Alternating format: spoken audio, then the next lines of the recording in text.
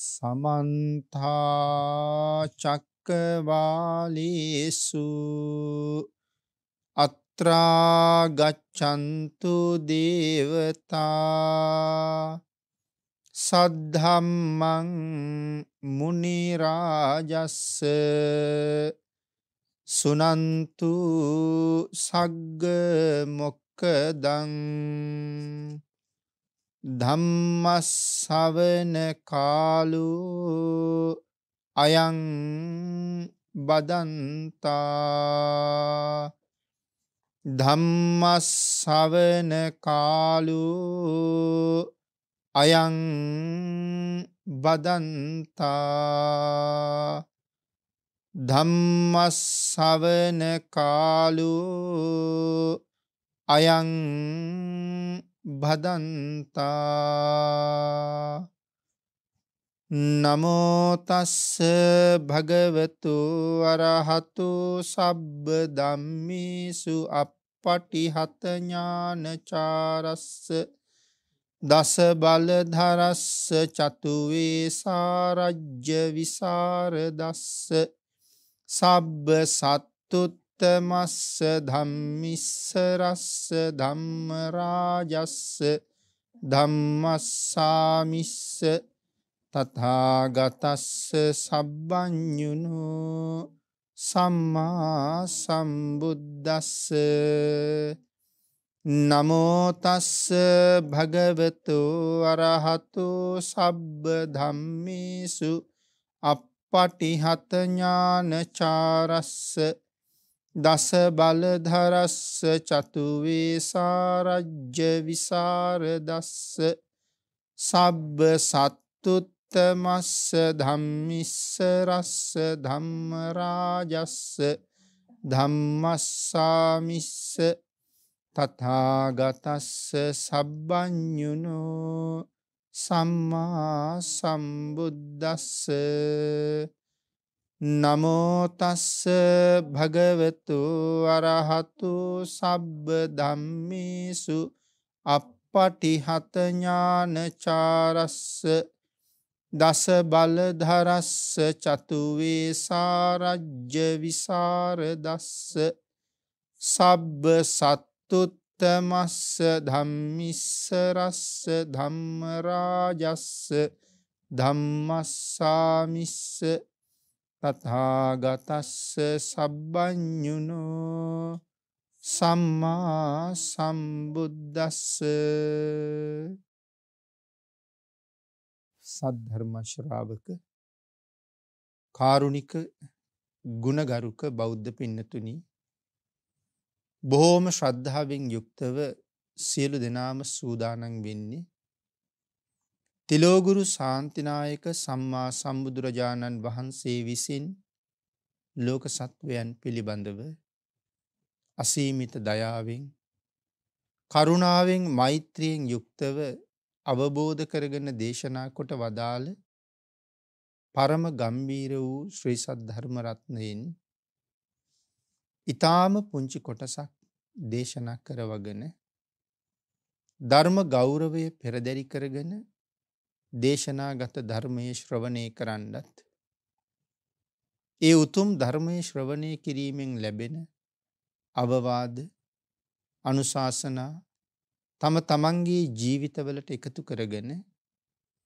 වඩාත් නිවැරදි මෙලව ජීවිතයක් සකස් කරගන්නත් නිවැරදි වුණ මෙලව ජීවිතයක් තුළින් සුගතිගාමී වූ පරලොව ආයති භවයකින් සැනසෙන්නත් අවසානයේ ප්‍රාර්ථනා කරන බෝධියෙන් සැප සහිත ප්‍රතිපදාවෙන් ඊ타ම ඉක්මන් භවයක උතුම් චතුරාර්ය සත්‍ය ධර්මය අවබෝධ කරගෙන මේ සංසාරයෙන් එතර වීමේ බලාපොරොත්තුවත් ඇතුව ඒ උතුම් බලාපොරොත්තු උතුම් ප්‍රාර්ථනා උතුම් වූ ධර්ම දානානිසංසයත් ධර්ම ශ්‍රවණානිසංසයත් ඔබ විසින් ඔබේ ජීවිතය තුළ මෙතෙක් මුදුන් පමුණවා ගත්ත සියලුම කුසල ධර්මයන්ගේ ආනුභාවයත් හේතු වීම තුළින්ම මුදුන්පත් වේවා කියලා ප්‍රාර්ථනා කරමු. පින්නතුනි අද ධර්මදේශනාවේ මාතෘකාව හැටියට මම යොදා ගන්න කල්පනා කළේ ධම්මපද පාළියේ සඳහන් වන බුදුරජාණන් වහන්සේ දේශනා කොට වදාළ උතුම් ගාථා රතනයන් දෙක. පංචකාම තෘෂ්ණාව මොනතරම් දුකකට හේතු වෙනවද? දිව්‍ය කාමයට, මනුෂ්‍ය කාමයට දෙකම දුක් සහිත බව. නමුත් මේ ලෝකේ ජීවත් වෙන ඥානවන්ත පඬිත පුද්ගලයා මනුෂ්‍ය කාමයයි දිව්‍ය කාමයයි දෙකම අත්හරින බව බුදුරජාණන් වහන්සේ දේශනා කොට වදාළා. ඒ බව තමයි මේ ගාථා රත්නයන්ගෙන් පැහැදිලි කරලා තියෙන්නේ. න කහාපන වස්සේන තිත්ති කාමේසු විජ්ජති අපස්සාදා දුක්ඛා කාමා ඉති විඤ්ඤාය පණ්ඩිතෝ අපි දිබ්බේසු කාමේසු රත්තිසෝ නාදි ගච්ඡති තණ්හක්කය රතෝ හෝති සම්මා සම්බුද්ධ ශාවකෝ. මේ ගාථා රත්නයේ දේශනා කොට වදාළි භික්ෂුන් වහන්සේ නමක් නිසා. අපේ භාග්‍යතුන් වහන්සේ වැඩ ඉන්න කාලේ එක පවුලක වැඩිමල් පුතා පැවිදි වුණා. උන්වහන්සේ පැවිදි වෙලා ශාසනික වතපිළිවෙත පුරුදු වෙලා විනය දහම් ආදීද යම් ප්‍රමාණයක් ඉගෙන ගනිමින් ශාසනයේ කටයුතු කරන කාලේ මේ කාලේ තාත්තා මරණාසන්න වුණා. ඉතින් තාත්තා නිකන් උමතු රෝගියෙක් වගේ නිතරම තමන්ගේ ශිෂ්‍ය භික්ෂුව පිළිබඳව නැත්නම් පුතා භික්ෂුන් වහන්සේ නමක් වෙච්ච වැඩිමල් පුතා ගැන කිය හැම වෙලාවෙම කරුණු සඳහන් කළා. නමුත් කවදාවත් උන්වහන්සේ දකින්න තාත්තට ආයේ ලැබුණේ නෑ ඒ කාලය ඇතුලේ. නමුත් ඔය අතරේ තාත්තා ගෙදර ඉන්න බාල පුතාගේ අතර කහවණු 100ක් දීලා කියනවා පුතේ මේක ඔබේ සහෝදර භික්ෂුන් වහන්සේ වෙනුවෙන් මම වෙන් කරනවා. මේක මම වෙන් කරන්නේ උන්වහන්සේට සිවුරු මිල හැටියට. යම් අවශ්‍ය දෙයක් තිබුණොත් ඒ කටයුතු සිද්ධ කරන්න මේ මුදල ඔබ පරිස්සම් කරලා තියාගන්න. ඉතින් පස්සේ කාලේ තාත්තා මරණයටපත් වුණා. භික්ෂුන් වහන්සේ තවත් කාලයක් ගිහිල්ලා ගෙදර ආවා. ඉතින් එනකොට ඉතින් තාත්තා නැහැ. සහෝදරයාට බොහෝම දුකයි. ස්වාමින් වහන්සේගේ පාදමුල වැටිලා බොහෝ වෙලාවක් වැළපුණා. දුක තුනී වුණාට පස්සේ අර කහවණු 100 ගැන කියලා උන්වහන්සේට සඳහන් කළා ස්වාමීනි තාත්තා කහවණු 100ක් දීලා තියෙනවා. ඔබ වහන්සේට සිවුරු මිල කියලා. ඔබ වහන්සේට යම් අවශ්‍ය දෙයක් තියෙනවා නම් මට ඒක දැනුවත් කරන්න. උන්වහන්සේ සඳහන් කළා මම පැවිද්දෙක්. මට මුදල් වලින් වැඩක් නැහැ. ඒ මුදල හොය තිබුණාවේ කියලා. උන්වහන්සේ ආයෙත් වැඩියා. වැඩල කාලයක් යනකොට උන්වහන්සේට පැවිදි ජීවිතය පිළිබඳව මහ කලකිරුණු ස්වභාවයක් ඇති වුණා. උන්වහන්සේ කල්පනා කරනවා මේ ගෙවන ජීවිතේ අනුන්ගෙන් හිඟා කකා යැපෙන ජීවිතයක්. ඒ බත් ටික හම්බ වෙන්නෙත් බැනුම් අහලා.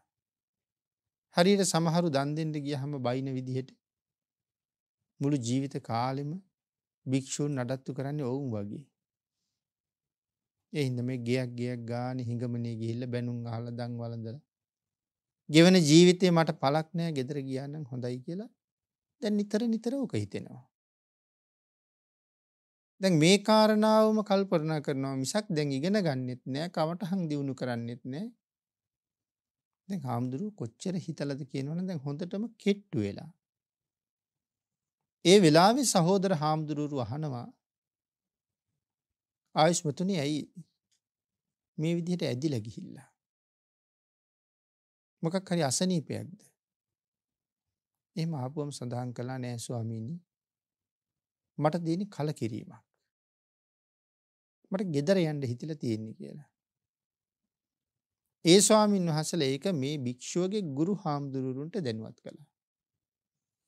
ගුරු හාමුදුරුවන්ගේ මාර්ගයෙන් බුදුරජාණන් වහන්සේ ගාවට ගියා. බුදුරජාණන් වහන්සේ පණිවිඩයක් කිව්වා ඒ භික්ෂුන් වහන්සේට එන්න කියන්න කියලා. උන්වහන්සේ ආවට පස්සේ බුදුරජාණන් වහන්සේ ඇහුවා භික්ෂුව මේ කියන කතාව ඇත්තද කියලා. එහෙමයි ස්වාමීනි. කමක් නැහැ.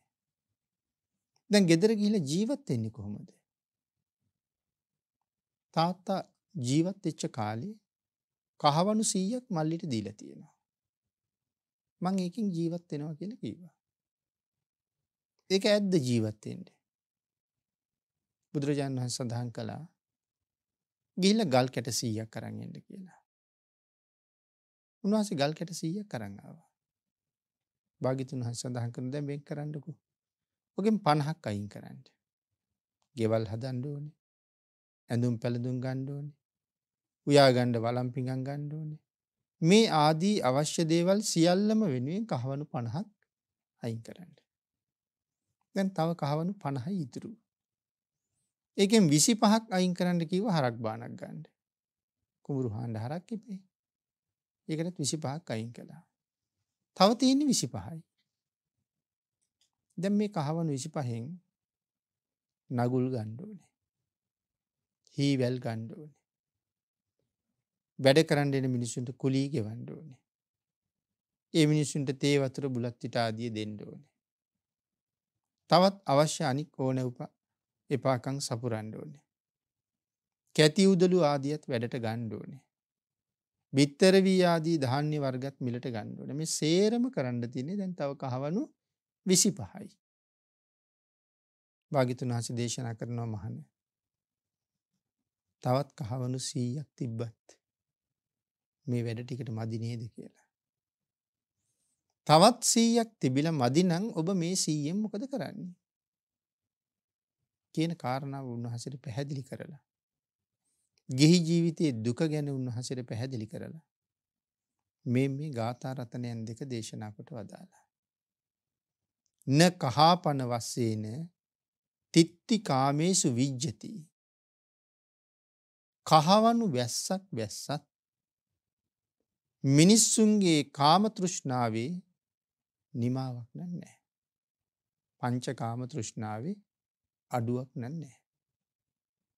එතකොට කහවණු වෙහි වහිනවද? කෙනෙක් එහෙම හිතන්න එපා. උදාහරණයක් දැක්වුවොත් කොයි කාලේ හරි එහෙම දෙයක් තියෙන්න එපයි. සඳහන් කරනවා මේ විස්තර කරන්නේ මහා මන්දාතු රජුරුවන්ගේ කාලේ වැහපු කහවණු වැස්ස ගැන කියලා. ඒ කියන්නේ මහා මන්දාතු රජුරුවන්ගේ කාලේ කහවණු වෙහි වැහලා තියෙනවා. ඒත් කොහොමද කියලා සඳහන් කරනවා මහා මන්දාතු රජුරුවන් ඉතින් පින මහා මන්දාතු රජුරුව කියලා කියන්නේ සක්විති රජෙක්. මහා මන්දාතු රජුරුව අත්පොලසන් ගහලා කහවණු වෙහි වහින්න කියහම 12 යොදුනක් පමණ හාත්පස වට ප්‍රමාණයේ තනිකරම කහවණු වැක්කිරෙනවා කියලා කියන්නේ. මිනිස්සෙකුගේ කටි ප්‍රමාණය දක්වා යට යනකම් කහවණු පිරෙනවා කියලා කියනවා මහ පොළොව උඩ. ඒ කහවණු වෙහි ගැන තමයි මේ සඳහන් කරලා තියෙන්නේ. නමුත් කහවණු වැස්සක් වැස්සත් මිනිස්සුන්ට කවදාවත් පංචකාමී ඇතිවීමක් නැහැ. න කහාපන වස්සේන තිත්ති කාමේසු විජ්ජති. වස්තු සහ ක්ලේශකාමයන්ගේ සෑහීමක් මනුස්සයාට නැහැ. සත්වයාට නැහැ. මේ මහා මන්දාතු රජුරුව මේ තරම් ධනය තිබිලත් සක්විති රජෙක් කියලා කියන්නේ සතර මහා දිවයිනේ අධිපතියෙක්නේ. මොනවද සතර මහා දිවයින කියලා කියන්නේ? ජම්බුද්දීපය, උතුරු කුරු දිවයින, පූර්ව විදේහය, අපරගෝ යානය. මේ තමයි සතර මහා දිවයින. මේ සතර මහා දිවයින ප්‍රධාන කරගත්ත කුඩා කුඩා දූපත් 500 තියෙනවා. ඒවට කියන්නේ කොදෙව් දූපත් කියලා. කොදෙව් දූපත් 2000ක් තියෙනවා සක්විති රජුරුවන්ගේ රාජ්‍යයේ. එතකොට මෙහෙම සඳහන් කරාම කොයිතරම් භූමි භාගයක්ද?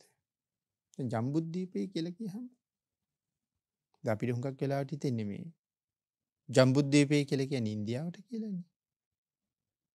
ඉන්දියාව නෙමෙයිනේ ජම්බුද්වීපය කියන්නේ. ඉන්දියාව කියන්නේ ජම්බුද්වීපයේ ඒක කොටසක් විතරයි. වර්තමානයේ සාමාන්‍යයෙන් අපි ආසියා යුරෝපා මහද්වීපය කියලා කියන්නේ ජම්බුද්වීපයටයි කියලා සඳහන් කරන්නේ. ඉස්පාඤ්ඤේ, පෘතුගාලයේ, සෝවියට් රුසියාව මේ ආදී ප්‍රදේශ හරහා පැතිරලා එන විශාල භූමි භාගයක් ජම්බුද්වීපය. ඉතින් මේ වාගේ මේ සතර මහා දිවයිනක අධිපති සක්විති රජෙක්.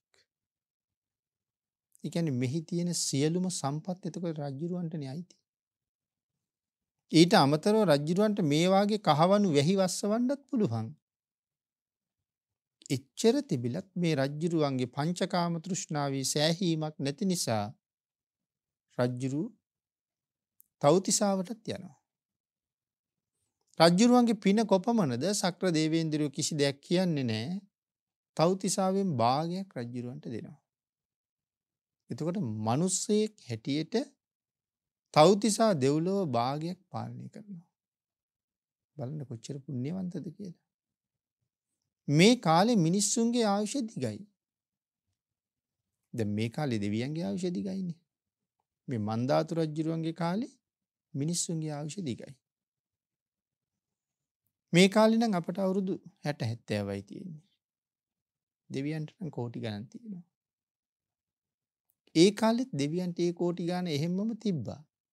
මිනිස්සුන්ගේ ආයුෂ වැඩි. මන්දාතු රජුරු තව්තිසාවේ රජ කරන කාලේ සක්‍ර දේවේන්ද්‍රවරු 36 දෙනෙක් තව්තිසාවේ රජ වෙලා චුත වෙනවා. මන්දාතු රජුරු තාමත් තව්තිසාවේ. එතකොට තව්තිසාවේ ආයුෂ කොච්චරද? තව්තිසා වැසියෙකුගේ ආයු ප්‍රමාණය මනුස්ස වර්ෂ වලින් අවුරුදු 3 කෝටි 60 ලක්ෂයක්. එතකොට 3 කෝටි 60 ලක්ෂයක් අවුරුදු වලින් ආයුෂ භුක්ති විඳින තව්තිසා දෙවිවරු නැත්නම් සක්‍ර දේවේන්ද්‍රවරු 36 දෙනෙක් මරණයටපත් වුණත් මන්දාතු රජුරු තාමත් එහි රජකම් කරනවා. නමුත් මන්දාතු රජුරන්ට ඇතිවීමක් නැහැ. ඉතින් ඒ තෘෂ්ණාව නිසාම රජුරු ආපහු දෙව්ලොවින් බිමට වැටෙනවා. ඒ කාරණාවයි මේ සඳහන් කරන්නේ. කහවණු වැහි වැස්සත් මිනිහාගේ පංචකාම තෘෂ්ණාව සත්වයාගේ තෘෂ්ණාවේ නිමාවක් නැහැ. ඇති කියලා කාරණාවක් කවදාවත් දකින්න නෑ මිනිස්සු ළඟ.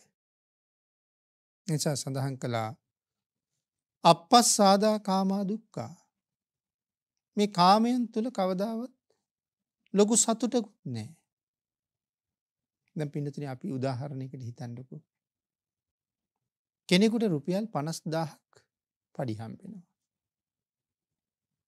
දැන් මේ 50000ක් පඩිය හම්බ වෙන පුජ්‍යලයට එදිනෙදා ජීවත් වෙන්න මේ 50000 මදි. ඔයාලා බලන්නකෝ 50000ක පඩි හම්බ වෙන කට්ටිය කොච්චරක් ණයද කියලා. බැංකු වලට ණය, ලීසින් සමාගම් වලට ණය, කොච්චර ණය තියෙනවද? නමුත් සමහරලාට 20000ක් පඩි ගන්න කෙනා එයත් ජීවත් වෙනවා. 10000ක් පඩි ගන්න කෙනත් ජීවත් වෙනවා. කාගෙන්වත් පඩි හම්බෙන්නේ නැතුව මහ පොළොවේ එක පොරබදලා ජීවත් වෙන අයත් ජීවත් වෙනවා. නමුත් එතකොට ඇයි අච්චර පඩියක් හම්බෙලත් ඒගොල්ලන්ට මේගොල්ලෝ වගේ ජීවත් වෙන්න බැරි? තමන්ට ලැබෙන වැටුපට අනුව තමන්ගේ ජීවිතයේ බලාපොරොත්තු වැඩි. සිහින ගොඩක් තියෙනවා. ඒ සිහිනය සම්පූර්ණ කර ගැනීම සඳහා ඔහු රෑදවල් දෙකේ දුක් විඳිනවා. හොඳ ගයක් හදන්න ඕනේ. නවීන පන්නේ වාහනයක් අරගන්න ඕනේ. මේ විදිහේ ඇඳුම් ආභරණ අවශ්‍යයි. ඔය ටික සම්පූර්ණ කරගන්න ඔය ඇතුළු තව දේවල් මිනිස්සු විඳින දුක. හැබැයි ඒවා දුක් කියලා තේරෙන්නේ නැහැ. බලන්න සමහර අයට ජීවිතයක් ඇත්තටම නෑ වගේ. විවාහ වෙලා ටික කාලයක් යනකොට ජීවිතය ගත කරන්න හරි අමාරුයි. ඒ නිසා දෙන්නගෙන් එක්කෙනෙක් විදේශගත වෙනවා. සමහර අය අවුරුදු 15 20 පිට රටවල් වල. දරුවෝ දැන් හුඟක් ලොකුයි. ළමයින්ට දැන් තාත්තා මතක නෑ. ඒ තාත්තා ඒ තරම් කල් දැන් වෙන රටක. නමුත් එහාට වෙලා හරි හම්බ කරලා ධනෙ එවලා මෙහාට ඇවිල්ලා බලහම ආයෙත් ජීවත් වෙන්න මොකක් හරි කරන්න ඕනේ. ඒවා සල්ලි වල ඉතුරුවකුත් මොකුත් නෑ. නමුත් මේ සිහින ටික මුදුන්පත් කරගෙන එනකොට ඒ වෙනුවෙන් මගේ ජීවිතේ කොච්චර වැය වුණාද? මගේ කාලය කොච්චර කැප වුණාද? මරණයට කොච්චර ලං වුණාද? කරගත යුතු දේවල් කොපමණද? කල ප්‍රමාණය කොච්චරද? මේ දේවල් හිතන්න කාලෙකුත් නැහැ. ඒ නිසා සමයි සඳහන් කළේ අපස්සාදා කාමා දුක්ඛ. මේ කාමයන් තුල සතුටක් නම් ඇත්තෙම නැහැ. එතකොට සතුටක් ඇත්තෙම නැත්නම් මිනිස්සු කාම වස්තු පස්සේ යනවද? චූටි සතුටක් තියෙනවා. ඒක කොයි වගේද කියලා සඳහන් කරනවා. දිය බිඳක් වගේ සැපක් තියෙනවා පංචකාමී. සාගරය වගේ දුකක් තියෙනවා. දිය බිඳක් වගේ සතුටක් හොයන්න මිනිස්සු සාගරය වගේ දුකක ගිලිලා ඉන්නවා. ඒ වුණාට මිනිස්සුන්ට ඒක දුකයි කියලා ලොකුවට තේරෙන්නේ නැහැ. දුකයි තේරෙනවා. නමුත් ඒක අත්හරින්න කල්පනාවක් නැහැ. මේ හොයන පංචකාමයේ කොයි වගේද කියලා භාග්‍යතුන් වහන්සේ හරි අපූර්වට දේශනා කළා. මජ්ක්‍ධිම නිකායේ මාගන්ධිය සූත්‍රයේ. මාගන්ධිය බමුණගෙන් අහනවා බ්‍රාහ්මණේ මිනිහෙකුගේ ඇඟ පුරාම කුෂ්ඨ හැදිලා. ඒ මනුස්සයා රෑ දවල් දෙකේ නැතුව මොහොතක්වත් නතර වෙන්නේ නැතුව ඒ බිබිලි කසනවා. කසල තුවාල වෙලා දිය ගලනවා. ඉවසන්නම බැරි තැන කබලක් නැත්නම් යකඩ තහඩුවක් ලිපට දාලා අඹ දැල්ල වාගේ රතු පාට වුණාට පස්සේ අඬුවෙන් අරගෙන ඇඟේ ගෑවි නොගෑවීමෙන් අර තහඩුවෙන් තවනවා. එතකොට අර බිබිලි කැඩුනේවා රත් වෙනකොට පොඩි සනීපෙකුත් තියෙනවා. ඉතින් මේ කැසිල්ල දරා ගන්න බැරුව තමයි මේ තවන්නේ. ඉතින් මෙහෙම කරලා මෙයාට සනීප වෙනවා. සනීප වෙලා දැන් මෙයා ගමනක් යනකොට අර වගේම බිබිලි හැදිලා තවන කෙනෙක් එයා දකිනවා. භාග්‍යතුන් වහන්සේ අහනවා මාගන්ධියේ කලින් තවාගත්ත කෙනා දුවගෙන ගිහිල්ලා අර කබල උදුරගෙන තවා ගනීද කියලා. නෑ ස්වාමීනි එහෙමනම් කරන්නේ. ඇයි මාගන්ධියේ එහෙම කරන්නේ නැත්තේ? ස්වාමීනි ඕකෙන් තවනකොට දුකයි. එතකොට බුදුරජාණන් වහන්සේ අහනවා එතකොට අර ඉස්සරල තවාගත්තේ ඇයි? ඒ කාලේ කායප්‍රසාදයේ වෙනස් වෙලයි තිබ්බේ. දුක තමා දුකයි බව දැනුන්නේ. ඒ හින්දා තැව්වා. හැබැයි දැන් ලෙඩේ සනීපයිනේ. දැන් හොඳටම දුක බව තේරෙනවා. මෙන්න මේ පංචකාමයේ නැමැති රෝගය ටික ටික සනීප වෙවි යනකොට තමයි තේරෙන්නේ අනේ මේ මිනිස්සු කොච්චර දුක් විඳිනවද කියලා. එතෙක් අපි ඔක්කොටම ලෙඩේ තියෙන හින්දා දුකයි කියලා තේරෙන්නේ නැහැ. ඊළඟට භාග්‍යතුන් වහන්සේ තව උදාහරණයක් දේශනා කරනවා. මාගන්ධිය මිනිහෙකුට තුවාලයක් හැදිලා. ඒ තුවාලේ වටේට නියාගින් කසනකොට හරි සනීපයක් දැනෙනවා. ඔක ඉතින් අපි හැමෝම ජීවිතේ අත්දකින දෙයක්. තුවාලේ වටේට නියාගින් කහනකොට හරි සනීපයි. හැබැයි කසන තාක්කල් සනීපයි. භාග්‍යතුන් වහන්සේ දේශනා කරනවා මාගන්ධිය මේ ලෝකෙ මිනිස්සු කෑම කාලා නටලා ගීත කියලා මේ කාලා බීලා නටලා හොයන සැපය මේ තුවාලයක් වටේට නියාගින් කහනවා වගේ සැපයක්. ඒ සැපය හොයන්න තමයි මෙච්චර දුක් විඳින්නේ. නමුත් ඒක දුකයි කියලා මිනිසුන්ට ලොකුවට තේරෙන්නේ නැහැ. දුක නැති කරගන්න නම් සැපය හොයාගන්න නම් හොයන්නම ඕනේ කුසල්නේ. මා පුණ්‍ය භායි සූත්‍රයේ දේශනා කළා මහණෙනි පිනට බය වෙන්න එපා. මහණෙනි පින් කියලා කියන්නේ සැපයට නමක්. යමෙක් පින් කරනවා කියලා කියන්නේ සැප ලබනවා කියන එකයි. සැප ලබන්න මඟ පාදනවා කියන එකයි. මේ ජීවිතයේ යම් යම් දුක් අපිට තියෙනවා නම් මතු සංසාරේ ජීවිතවල ඒ දුක් අපිට කවදාවත් ආයේ එපා නම් මේ ජීවිතේ මොනවද කරන්න ඕනේ? වැඩි වැඩියෙන් පින් කරගන්න ඕනේ. දුකෙන් නිදහස් වෙන්න නම් වැඩි වැඩියෙන් පින් කරගන්න සිද්ධ වෙනවා. නමුත් පංචකාමයට ඇලුන නිසා අපට පිනට නෙමේ හිත යන්නේ පංචකාමයට.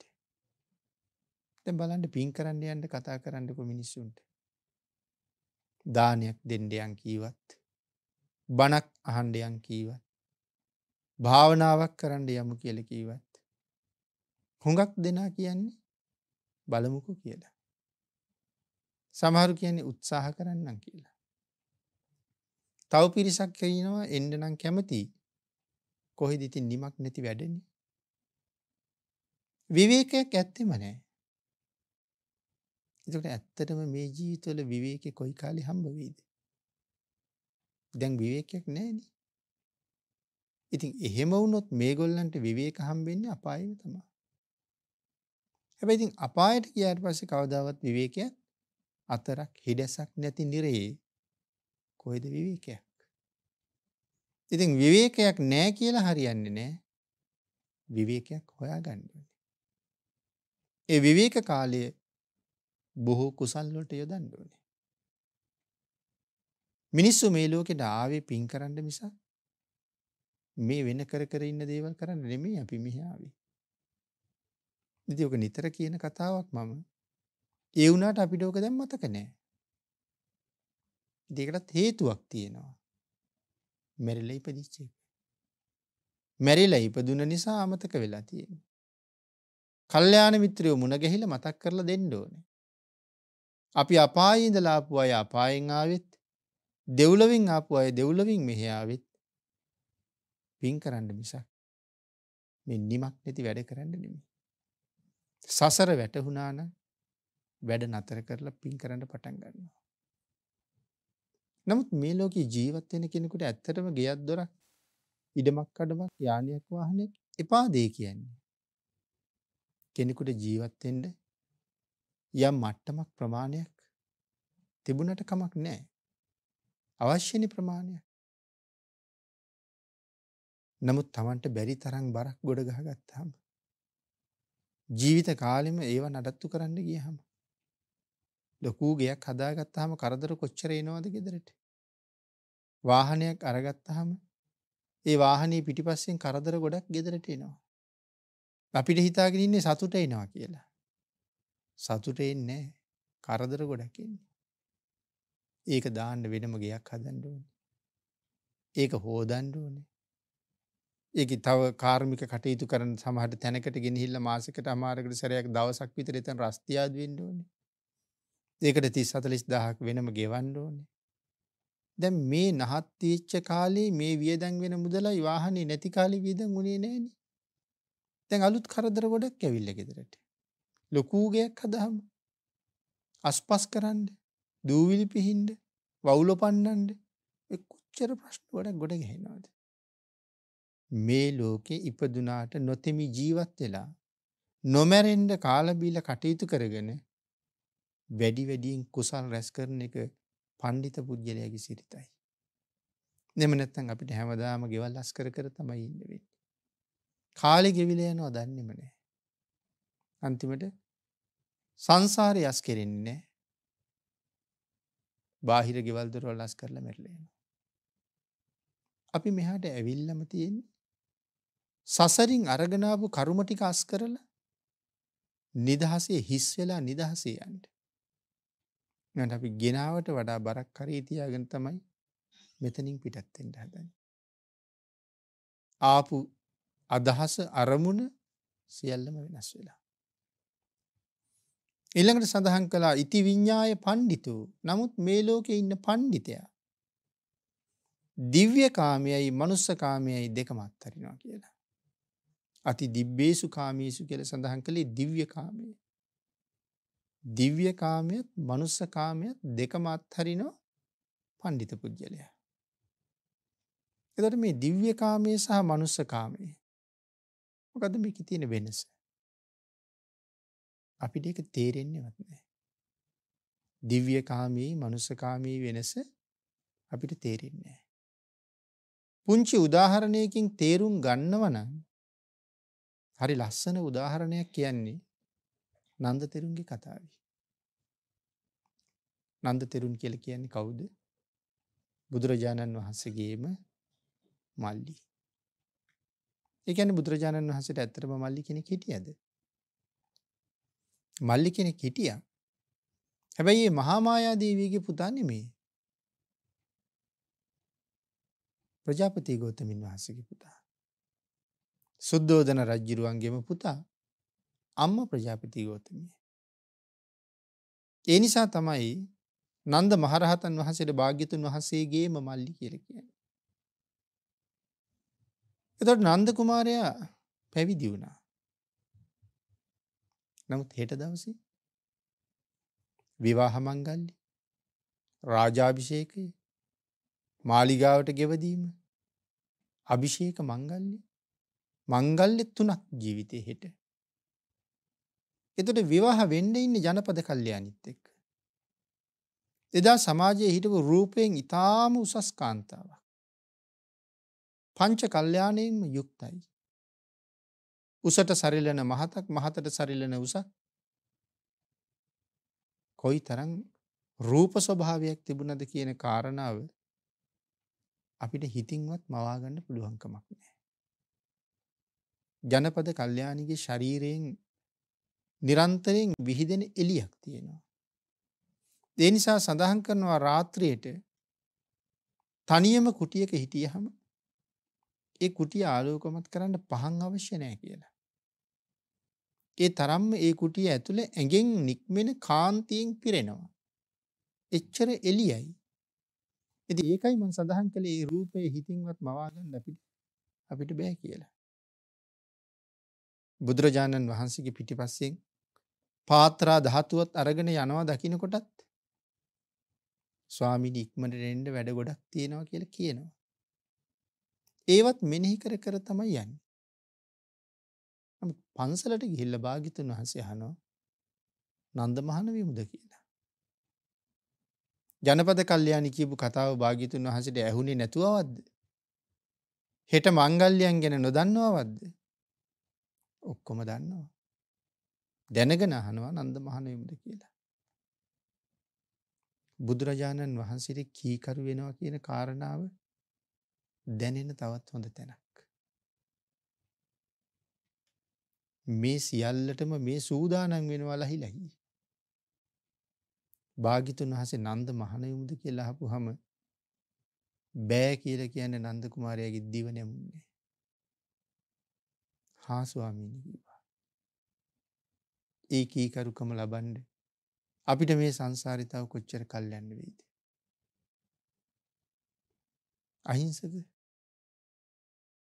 අහිංසක ගුරුවරයා සඳහන් කළානේ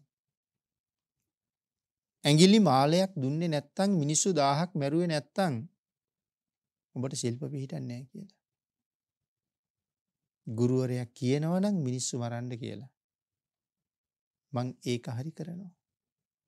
ගුරු ගෞරවය. ඊට වඩා ගෞරවයක් අපි ළඟ භාග්‍යතුන් වහන්සේට තියෙන්න ඕනේ.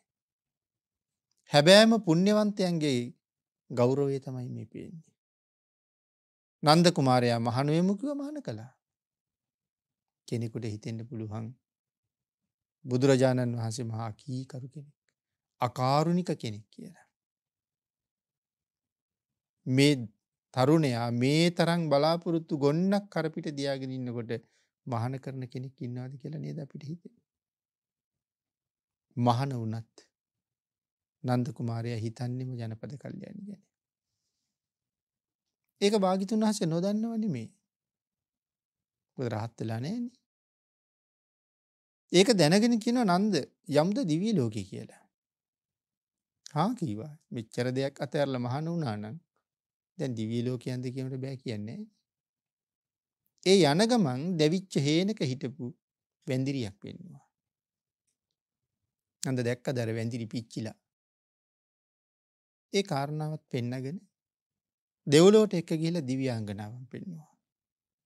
නන්ද බලන්න මේගොල්ලන්ගේ ලස්සන. ටික වෙලාවක් නන්ද හාමුදුරුවෝ දිව්‍යාංගනාවන් දිහා විවිධ අය දිහා බැලුවා. දෙගොල්ලන්ගේ ඇඳුම්, ඒගොල්ලන්ගේ ආභරණ, එක එක්කෙනාගේ මූණේ හැටි මේ නොඑක් දේවල් බැලුවා.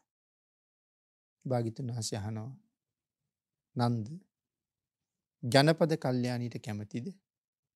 මේගොල්ලන්ට කැමතිද? ස්වාමීනි මේගොල්ලෝ දිහා බලහම ජනපද කල්යාණී හරි මගදී දැකපු වැඳිරි වගේ. දැන් මම ඒක පැහැදිලි කරන්නයි මේ හැදුවේ. මනුස්ස ලෝකේ ජීවත් වෙන රූපයෙන් අග්‍ර සම්පන්න වූ කාන්තාව දිව්‍යාංගනාවන් හා සංසන්දනය වෙනකොට දැවිච්ච වැඳිරියක් වගේ. එතකොට දිව්‍ය කාම සම්පත්තියයි මනුස්ස කාම සම්පත්තියයි අතර තියෙන වෙනස කොපමණද අපි මේක කවද්ද තේරුම් ගන්නේ? අපිට තේරෙන්නේ නැහැ කවදාවත්. නමුත් පඬිතයා මේ දෙකටම ඇලෙන්නේ නැහැ. දිව්‍ය කාමයට ඇලෙන්නෙත් නැහැ. මනුස්ස කාමයට ඇලෙන්නෙත් නැහැ. සම්මා සම්බුද්ධ ශාවකෝ එහෙනම් සම්මා සම්බුදුරජාණන් වහන්සේලාගේ හැබෑ වූ ශ්‍රාවකයා මේ දෙකම අත්හැරලා ඇලෙන්නේ මොන සුවයටද? ඇලෙන්නේ නිවන් සුවයටමයි. මේ විශ්වයේ සියලුම සැප පරාජය කරන සුවයක් තිබුණා නම් ඒකම සැපේ නිවන් සැපේ. කාම සම්පත්වලදී කාමයන් අතර අතරමං වෙච්ච මිනිස්සු කොයි තරම් දුක් විඳිනවද? එහෙනම් දෙවියෝ දුක් විඳින්නේ නැද්ද? දෙවියන්ට දුක හිතෙන්නේ නැද්ද? දෙවියන්ට දුක හිතෙනවා. ඒකනේ පංචපුබ්බ නිමිත්ත සූත්‍රයේ සඳහන් කළේ චුත වෙන්න ලං වෙනකොට විලාප කියලා අඬනවා කියලා. දිව්‍ය ලෝකෙන් යන්න බෑ කියලා විලාප කියලා අඬනවා. එතකොට අනික් දෙවියෝ ඇවිල්ලා කියනවා පින්වත ඇඬුවට වැඩක් නැහැ. ආයුෂ ඉවර නම් ඉන්න බෑනේ තව. ඇඬුවට වැඩක් නැහැ. මෙහෙන් චුත වෙලා සුගතියට ගිහිල්ලා ඒ සුගතියේදී ලැබිය යුතු හොඳම දේ ලබලා ඒ මත මනාව පිහිටලා අපි ගාවට මාපහු එන්න කියලා කියන්නේ. එතකොට කොහාටද මේ සුගතියට යනවා කියලා යන්නේ? මනුස්ස ලෝකෙට. මොකක් මතද පිහිටන්නේ? තථාගතප්ප වේදිත ධර්මයේ මත. තථාගතප්ප වේදිතයි කියලා කියන්නේ බුදුරජාණන් වහන්සේගේම ධර්මය. ඒ මත මනාව පිහිටන්න කියලා කියන්නේ ධර්ම ශ්‍රවණය කළ ශ්‍රද්ධාවේ පිහිටන්න කියලා. ශ්‍රද්ධාව ඇති වුණාම ඒ පුද්ගලයා හැමදාම සිල් රකින්නවා. ශ්‍රද්ධාවන්තයා සිල් කඩන්නේ. ඒ බුදුරජාණන් වහන්සේ එපා කියලා තියෙනවනම් වචන මාත්‍රයක්වත් ඉක්මවන්නේ නැහැ. ඒක තමයි ශ්‍රද්ධාවන්තයන්ගේ හැටි. තාම බුදුරජාණන් වහන්සේ ගැන ශ්‍රද්ධාව දියුණු වෙලා නැති අය බුද්ධ වචනය ඕන තරම් උල්ලංඝනය කරනවා. ඒ ශ්‍රද්ධාවේ පිහිටන්න ගියහම අකුසල් රැස් කරනවා බොහොම අඩුයි. ආන් එහෙම කටයුතු කරාම ආපහු අපි ගාවට එන්න පුළුවන් කියලා දෙවියෝ කියනවා. ඉතින් එතකොට අපිත් දෙව්ලොවින් ආවනම් ওই වැඩේ කරගෙන යන්න ඇවිල්ලා තියෙන්නේ. නමුත් අපි ධර්මය හොයනවට වඩා අපිට හොයන්න හුඟක් දේවල් කාම ලෝකේ තියෙනවා. ඒව හොයලා ඉවර වෙනකොට ධර්මය හොයන්න කාලයක් නැති වෙනවා. දන්නේම නැතුව අපි වයසේ අග්ගිස්සට යනකම් ගිහිල්ලා ජරා ජීර්ණ ස්වභාවයටපත් වෙලා ඊට පස්සේ එතනින් ජීවිතයේ තියෙන මහ දුකක්. කරගත යුතු දේ කරගන්න බැරි වුණා කියලා. මනුස්ස ජීවිතේ කොච්චර වටිනවද? බුද්ධාන්තරයක ලැබිච්ච ජීවිතේ කොයිතරම් වටිනවද? බුද්ධාන්තරයක ලැබිච්ච මනුස්ස ජීවිතයකින් කොයිතරම් දේවල් කරන්න පුළුවන්ද? ඒකක්වත් මට කරගන්න බැරි වුණා. අපාය ගැන මතක් වෙනවා. പ്രേත ලෝක තිරිසන් ලෝක ගැන මතක් වෙනවා. සිල් රැකගත්තේ නැති මට, ಗುಣ දියුණු කරපු නැති මට මේ නිරේවල් උරුමයි නේද කියලා හිතෙනවා. ජීවිතේට එතන ඉඳලා ඇතුල් වෙන බයෙන් ඔහු මුදවන්න කාට පුළුවන් වෙයිද කියන කාරණාව තේරෙන්නේ නැහැ. වයස්ගත වෙලා එක්තැන් වෙලා ධර්ම දේශනාවක් කරන්නත් අපහසුයි. මරණාසන්න අයට බණ කියනකොට හරි පරිස්සම් වෙන්න කියලාම දේශනා කරලා තියෙනවා. ඒගොල්ලන්ට මරණය ගැන කියනකොටත් බය හිතෙනවා. නිරය ගැන කියනකොටත් බය හිතෙනවා. සතර අපා දුක ගැන කියනකොටත් බය හිතෙනවා. ඔවුන්ට බණ කියන්න ඕනි. ඔවුන්ගේ හිත් පැහැරෙන්නේ නැති විදිහට. සමහර වෙලාවට යමක් කමක් කරන්න පුළුවන් කාලේ ඔවුන් ජීවත් වෙච්ච විදිහ දන්නෙත් නැහැ. ඉතින් කොයි අතට බණ කියන්නද කියලා තේරෙන්නෙත් නැහැ. සමහර වෙලාවට දරුවෝ එක්තැන් වෙච්ච අම්මා තාත්තා නාවලා හොදලා පිරිසිදු කරලා යහනේ තියලා හැමෝම කරන්නේ පිනක් සිද්ධ වෙන වැඩ. ළමයි හිතන්නේ පින් කරවන්න. ඒ හින්දා ඉතින් ගුවන් විදුලියවත් ක්‍රියාත්මක කරලා තියලා ඒගොල්ලෝ යනවා.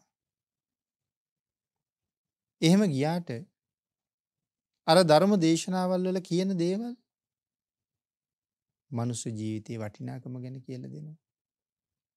බුද්ධාන්තරයේ වටිනාකම කියලා දෙනවා. අකුසලයේ ආදීනව කියලා දෙනවා. කුසලයේ විපාක කියලා දෙනවා.